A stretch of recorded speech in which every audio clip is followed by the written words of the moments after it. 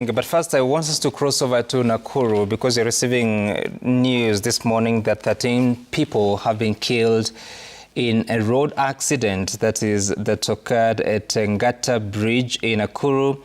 The 13 were killed after a van rammed into a stalled truck, and police are saying that only one person survived who was in the van. And Evans Asiba is on the ground. Evans, good morning. Not so good. Bearing in mind the news that you have, what more can you tell us? Very good morning to you, Sam. As you said, it's not that good morning, but we are coming to you live from Nakuru County. It is too raining. Where we are is at Ngata Bridge, just along Nakuru-Nairobi highway, where the accident happened at around 5:30, involving a private van that was with over 15 people. As per what the information you have right now is that at least 13 people has perished in this accident that occurred at that wee morning. What's happening right now is just the police officers are on the ground trying to help those. So far we have told that it's only one person who has survived in this accident, and they say that maybe just the cameraman can just zoom around to show the picture of the ground, how it is like. And I'll be speaking to the OCPD Rongai Police Rongai Division, who is also here trying to help. But what happened is that this van KBB 584R was heading to Kisii. As per our preliminary details that we have right now is that they are heading to Kisii maybe what we are being told is that they were heading for an event in Kisii. Most likely it's either family or friends who are traveling in one direction in a private van who are heading for an event in Kisii. Reaching at here at Ngata Bridge. The accident occurred. Being told that this is the number plate of this car, KCP 599X. The car was heading to Kisii, as I said. Immediately after reaching this place where the trailer was stalled. This trailer was stalled last night. It rammed this street and killing 13 people. Maybe just if you can speak to us, tuambie tu kidogo tu kwa sekunde, tuambie nini kenye umeshuhudia katika ajali hii. Sisi tumeamuka sasa hivi asubuhi tunapokuelekea kazini, lakini tulipata kwamba trailer ilikuwa inatoka sehemu ya Saliga kielekea town, kama ilikuwa na speed ya juu sana, ili kaweza kupata wenzetu walipotoka town wakielekea Kisii. Hawakuweka kutarajia kuwa watapata kitu kama hii. Tumekuwa na msangao sana, tumestuka na wengi tumekuwa tukitetemeka, tukijaribu ile njia ambaye kwamba ni njia gani tuweza kuwasaidia. Ile ndio na mapolisi waliweza kukimbia haraka, tumeweza kuondoa watu, tumeweka kwa gari ili waweze kupelekwa mochari. Ndio sasa wengine pia watakuja, tutaweza kwenda kufuata, tuweze kuangalia hospitalini pale mochari, ili ndio waweze kutambulika.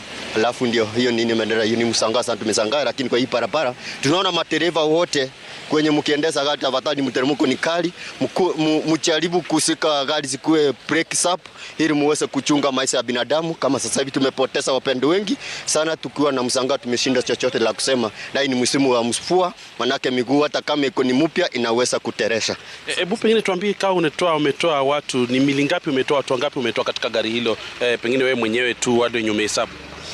Kwa wale watu ambao tumeweza kutoa pale, watu wakubwa, watu 4 pamoja na watoto wawili.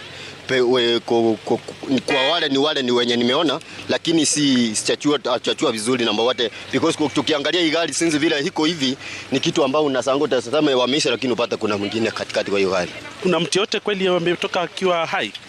Kuna mmoja ametolewa, but hiyo ndio ameweza kupelekwa usimu. Mtu mmoja tu I think alikuwa amekaa kwa ile kiti ya nyuma. Hali yake ilikuwa vipi akitolewa wakati kutolewa? Hali yake huko hali mahututi, lakini tunamuomba Mwenyezi Mungu ataweza kumsaidia. Pengine tu tutazidi kutafuta zaidi, na pia nitakuwa nikizungumza na mwenyeji mmoja ambaye alikuwa hapa kwa muda ufao, pengine kwa mapema kidogo, tuambie alipofika nini Kenya aliona na hali ilikuwa vipi. Pengine tu kianza kwa kujitambulisha majina, tuambie ulifika hapa saa ngapi na hali ilikuwa vipi. Kwa majina naitwa James Kemei. Ajali itokea exactly 4:30.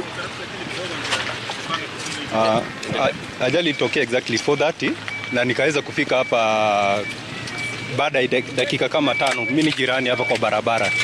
So wakati tulifika hapa tuliweza kupata ajali imetokea, na tuliweza kuokoa mama mmoja ambaye amekimbishwa hospitali na alipata majeraha upande wa miguu, alikuwa amevunjika miguu, na abiria wengine wote wameweza kuaga dunia. Ndio.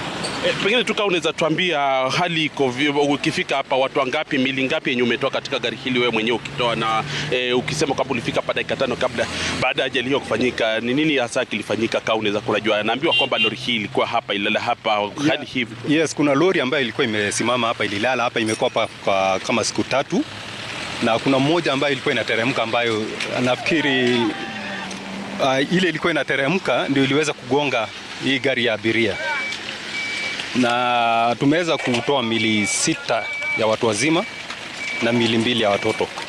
Ndio. Pengine mwito wako, unasema kwamba lori hii imekuwa hapa kwa siku 3. Wewe ni mwenyeji wa hapa barabara inatengenezwa pia, hiyo tutaweza kuonyesha mtazamaji. Unafikiria hii si carelessness, kwa sababu barabara hii imekuwa ndogo, ni pana, kutoka niseme tu kwamba kutoka zile more than 5 lanes zilikuwa hapa awali, sasa hivi ni kama 2. Gari limekuwa hapa limeharibika siku 3. Unafikiria serikali, tuseme kwamba maafisa wa usalama ni lipi wamelala, hawajalala kazini, hawajazembea kazini? Kuna uzembevu wa kazini upande wa especially traffic. Wakati hii lori imekuwa hapa imekuwa stall kwa barabara, ingeweza kuondolewa, hii ajali haingetokea. Haingeweza kutokea, ni kitu ingeweza kuepukika. Lakini hii ni negligence kutoka upande wa traffic. All right, those are the live images from Ngata Bridge in Nakuru. And as Evan Sasiba is telling us, 13 people have lost their lives. Only 1 person survived from that van.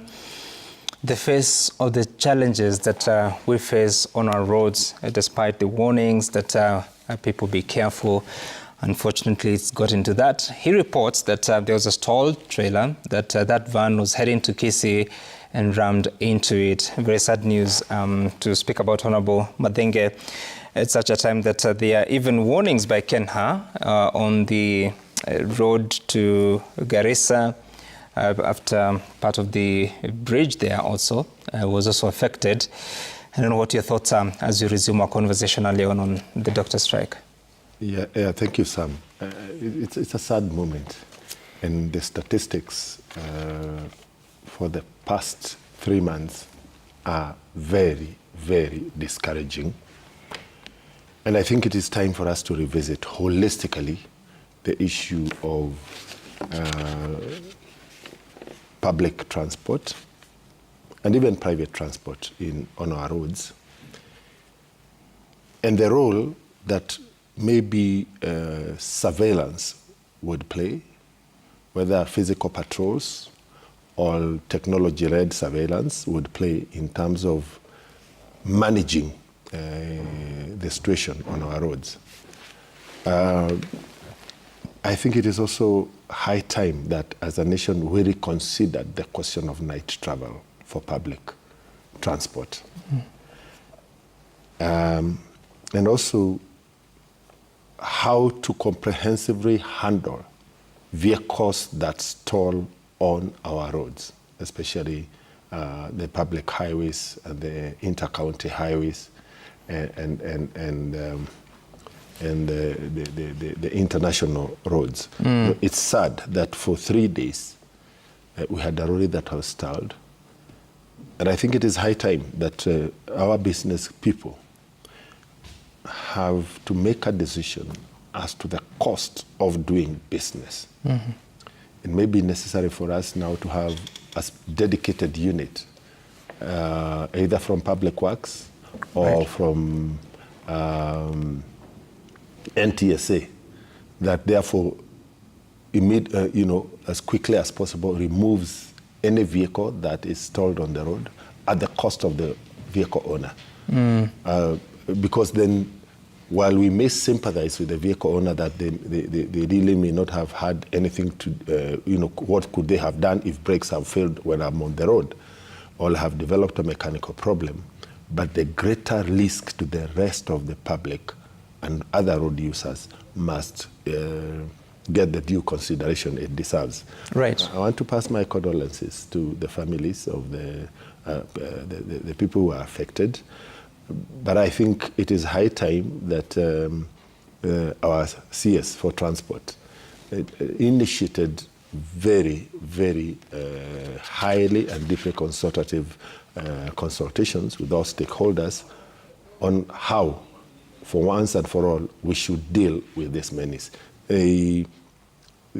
Our tolerance as a country to some of the problems that we are facing needs to be looked at afresh. Okay. We cannot continue losing lives in this way.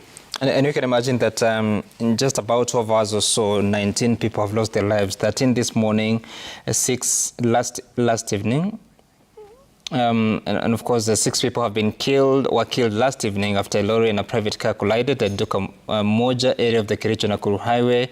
And according to the regional traffic commandant, Dorothy Muleke, the driver of the private vehicle was overtaking a fleet of vehicles and got into a head-on collision with the lorry. And obviously 6 passengers in the private vehicle died on the spot, while 1 was rushed to hospital in critical condition. I understand that the police officer that is on site in Ngata, at the Ngata Bridge in Nakuru, is reporting that the death toll is 8, not 13, as previously reported by some of the residents there. But in the meantime, Honorable Mathenge, we were talking about the strike in the health sector.